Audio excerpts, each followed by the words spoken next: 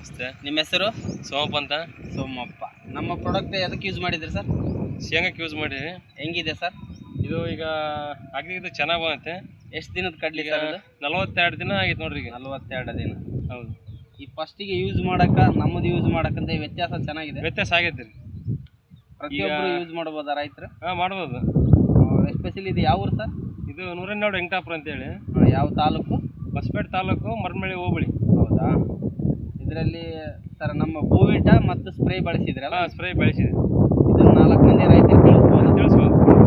ಚೆನ್ನಾಗಿದೆ. 42 ದಿನ ಕಡ್ಲಿ ಸರ್. 42 ದಿನ ಚೆನ್ನಾಗಿದೆ ನೋಡಿ. 20 ಡೇಸ್ 20 ದಿನ ಹೋದ್ರೆ ನೆಲ ಕಾಣಲ್ಲ. ಚೆನ್ನಾಗಿದೆ. ಚೆನ್ನಾಗಿ ಇಂಪ್ರೂವ್ಮೆಂಟ್ ಆಗಿದೆ. ಆದ್ರೆ ಖರ್ಚು ಕಡಿಮೆ ಆಗಿದೆ. ಭೂಮಿ ಕೂಡ ಹಾಳು ಮಾಡೋದಿಲ್ಲ. ಭೂಮಿ ಹಾಳಾಗಲ್ಲ, ಫಲವತ್ತಾಗಿ ಕೊಡ್ತೈತಿ ಇದು AWPL ಇಂದ. ಹಂಗಾಗಿ ರೈತರೆಲ್ಲ ಯೂಸ್ ಮಾಡ್ಬೋದು. ಎಲ್ಲರೂ ಯೂಸ್ ಮಾಡ್ಬೋದು. 4 ಮಂದಿಗೆ ತಿಳಿಸಿ ಸರ್, ಇನ್ನೂ 4 ಮಂದಿ. ಈ ಉತ್ಪನ್ನ ಬಳಸಕತ್ತಿ ನಮ್ಮ ಅಣ್ಣವರು 1 ವರ್ಷ ಆಯಿತು, ಒಳ್ಳೆಯ ಇಳುವರಿ ತೆಗೆದಿದ್ದಾರೆ.